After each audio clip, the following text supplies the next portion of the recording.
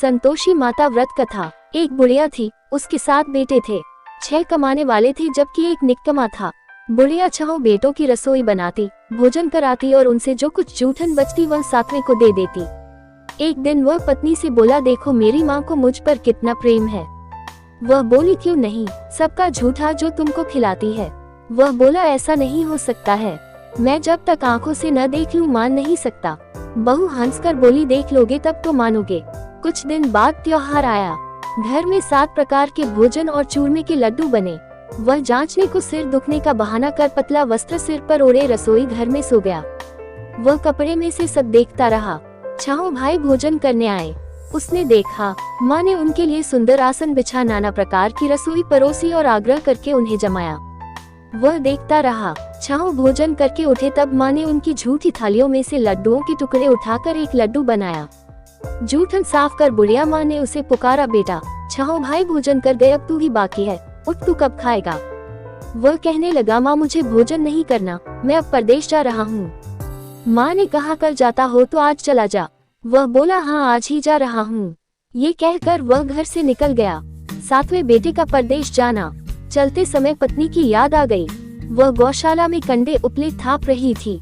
वहाँ जाकर बोला, हम जावे परदेश आवेंगे कुछ काल, तुम रहियो संतोष से धर्म आपनो पाल। वह बोली, जाओ पिया आनंद से हमारो सोच हटाया, राम भरोसे हम रहे ईश्वर तुम्हें सहाय।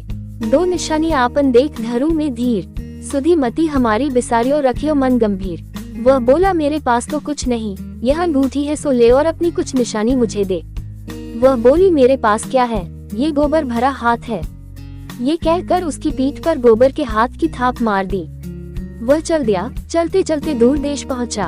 परदेश में नौकरी। वहाँ एक साहूकार की दुकान थी। वहाँ जाकर कहने लगा, भाई मुझे नौकरी पर रख लो।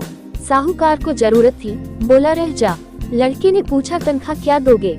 साहूकार ने कहा, काम देखकर दाम मिलेंगे। साहूकार की नौकरी मिली। वह सुबह 7 बजे से 10 बजे तक नौकरी बजाने लगा। कुछ दिनों में दुकान का सारा लेन देन, हिसाब किताब, ग्राहकों को माल बेचना सारा काम करने लगा। साहूकार के 7-8 नौकर थे, वे सब चक्कर खाने लगे। ये तो बहुत होशियार बन गया। सेठ ने भी काम देखा और 3 महीने में ही उसे आधे मुनाफे का हिस्सेदार बना लिया। वह कुछ वर्ष में ही नामी सेठ बन गया और मालिक सारा कारोबार उस पर छोड़कर चला गया। पति की अनुपस्थिति में सास का अत्याचार। इधर उसकी पत्नी को सास ससुर दुख देने लगे। सारी गृहस्थी का काम करा के उसे लकड़ी लेने जंगल में भेजते। इस बीच घर के आटे से जो भूसी निकलती उसकी रोटी बनाकर रख दी जाती और फूटे नारियल की नारेली में पानी। एक दिन वह लकड़ी लेने जा रही थी। रास्ते में बहुत सी स्त्रियां संतोषी माता का व्रत करती दिखाई दी। संतोषी माता का व्रत। वह वहाँ खड़ी होकर कथा सुनने लगी और पूछा, बहनों तुम किस देवता का व्रत करती हो और उसके करने से क्या फल मिलता है। यदि तुम इस व्रत का विधान मुझे समझा कर कहोगी तो मैं तुम्हारा बड़ा आसान मानूंगी। तब उनमें से एक स्त्री बोली, सुनो, ये संतोषी माता का व्रत है। इसके करने से निर्धनता दरिद्रता का नाश होता है और जो कुछ मन में कामना हो सब संतोषी माता की कृपा से पूरी होती है। तब उसने उससे व्रत की विधि पूछी। संतोषी माता व्रत विधि। वह भक्तिनी स्त्री बोली, 1.25 आने का गुड़ चना लेना, इच्छा हो तो 5.25 आने का लेना या 1.25 रुपए का भी सहूलियत के अनुसार लाना। बिना परेशानी और श्रद्धा व प्रेम से जितना भी बन पड़े सवाया लेना। प्रत्येक शुक्रवार को निराहार रहकर कथा सुनना, इसके बीच क्रम टूटे नहीं, लगातार नियम पालन करना। सुनने वाला कोई न मिले तो घी का दीपक जला उसके आगे या जल के पात्र को सामने रखकर कथा कहना। जब कार्य सिद्ध न हो नियम का पालन करना और कार्य सिद्ध हो जाने पर व्रत का उद्यापन करना। 3 मास में माता फल पूरा करती है। यदि किसी के ग्रह खोटे भी हों तो भी माता वर्ष भर में कार्य सिद्ध करती है। फल सिद्ध होने पर उद्यापन करना चाहिए, बीच में नहीं। उद्यापन में 2.5 सेर आटे का खाजा तथा इसी परिमाण से खीर तथा चने का साग करना। 8 लड़कों को भोजन कराना। जहाँ तक मिले देवर जेठ भाई बंधु के हों, न मिले तो रिश्तेदारों और पास पड़ोसियों को बुलाना। उन्हें भोजन करा यथाशक्ति दक्षिणा दे माता का नियम पूरा करना। उस दिन घर में खटाई न खाना। ये सुन बुढ़िया के लड़के की बहू चल दी। व्रत का प्रण करना और माँ संतोषी का दर्शन देना। रास्ते में लकड़ी के बोझ को बेच दिया और उन पैसों से गुड़ चना ले माता के व्रत की तैयारी कर आगे चली और सामने मंदिर देखकर पूछने लगी, यह मंदिर किसका है। सब कहने लगे, संतोषी माता का मंदिर है। ये सुनकर माता के मंदिर में जाकर चरणों में लौटने लगी। दीन हो विनती करने लगी, माँ मैं निपट अज्ञानी हूँ, व्रत के कुछ भी नियम नहीं जानती, मैं दुखी हूँ। हे माता जगत जननी मेरा दुख दूर कर, मैं तेरी शरण में हूँ। माता को दया आई। एक शुक्रवार बीता कि दूसरे को उसके पति का पत्र आया और तीसरे शुक्रवार को उसका भेजा हुआ पैसा आ पहुंचा। ये देख जेठ जेठानी मुंह सिकोड़ने लगे, लड़के ताने देने लगे, काकी के पास पत्र आने लगे, रुपया आने लगा, अब तो काकी की खातिर बढ़ेगी। बेचारी सरलता से कहती, भैया कागज आवे रुपया आवे, हम सब के लिए अच्छा है। ऐसा कहकर आंखों में आंसू भरकर संतोषी माता के मंदिर में आ मातेश्वरी के चरणों में गिरकर रोने लगी। माँ मैंने तुमसे पैसा कब मांगा है, मुझे पैसे से क्या काम है, मुझे तो अपने सुहाग से काम है, मैं तो अपने स्वामी के दर्शन मांगती हूँ। तब माता ने प्रसन्न होकर कहा, जा बेटी तेरा स्वामी आएगा।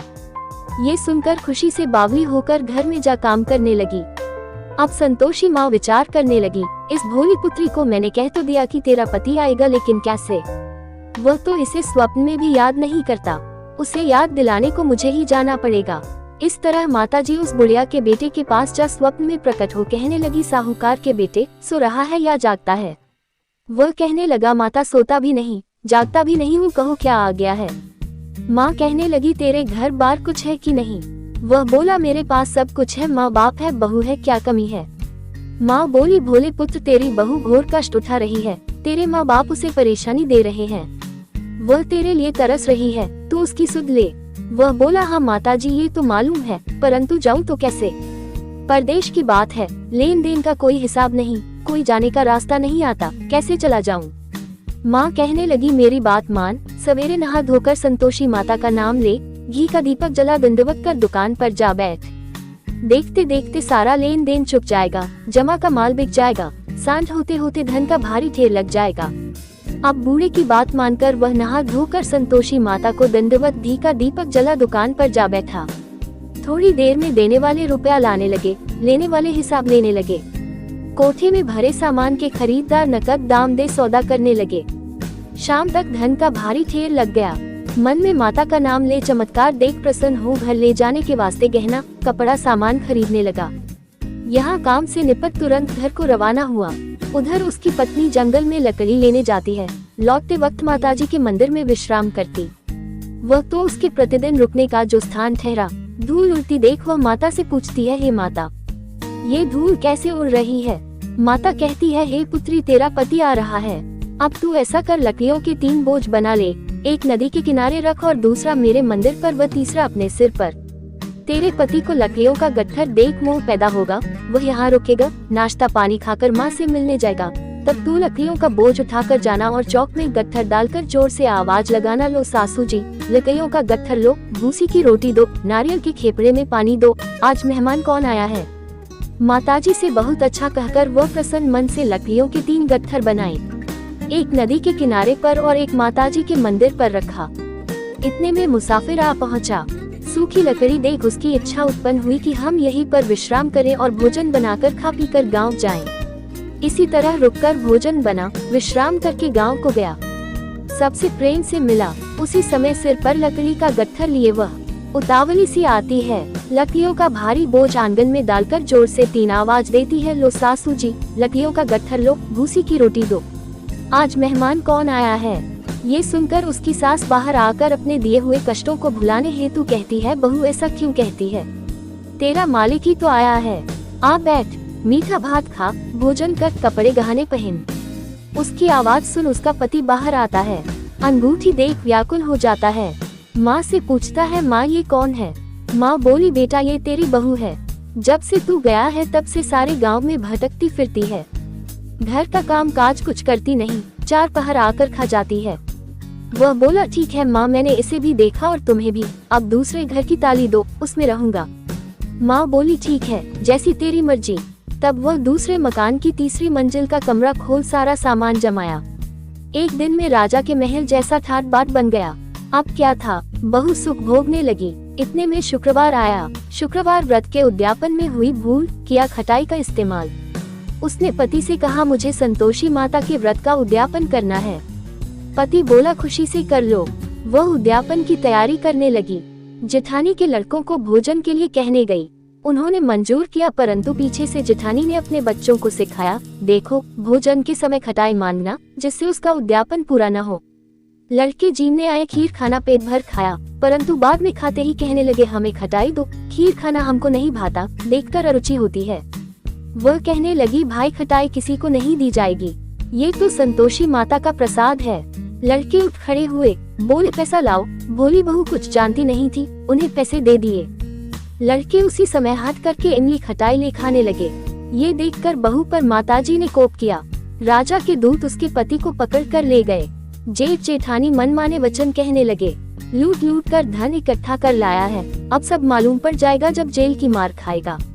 बहू से यह सहन नहीं हुए, माँ संतोषी से मांगी माफी।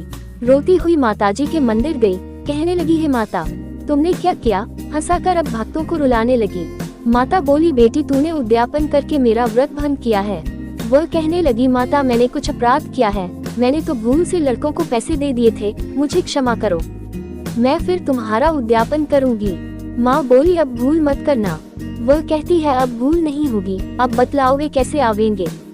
माँ बोली जा पुत्री तेरा पति तुझे रास्ते में आता मिलेगा। वह निकली, राह में पति आता मिला। वह पूछी कहाँ गए थे। वह कहने लगा इतना धन जो कमाया है उसका टैक्स राजा ने मांगा था, वह भरने गया था। वह प्रसन्न हो बोली भला हुआ, अब घर को चलो। कुछ दिन बाद फिर शुक्रवार आया, फिर किया व्रत का उद्यापन। वह बोली मुझे फिर माता का उद्यापन करना है। पति ने कहा करो। बहू फिर जेठ के लड़कों को भोजन को कहने गई। जेठानी ने एक दो बातें सुनाई और सब लड़कों को सिखाने लगी, तुम सब लोग पहले ही खटाई मांगना। लड़के भोजन से पहले कहने लगे हमें खीर नहीं खानी, हमारा जी बिगड़ता है, कुछ खटाई खाने को दो। वह बोली खटाई किसी को नहीं मिलेगी, आना हो तो आओ। वह ब्राह्मण के लड़के लाकर भोजन कराने लगी। यथाशक्ति दक्षिणा की जगह एक एक फल उन्हें दिया। संतोषी माता प्रसन्न हुई। संतोषी माता का फल, माता की कृपा होते ही 9वें मास में उसके चंद्रमा के समान सुंदर पुत्र प्राप्त हुआ। पुत्र को पाकर प्रतिदिन माता जी के मंदिर को जाने लगी। माँ ने सोचा ये रोज आती है, आज क्यों न इसके घर चलूं।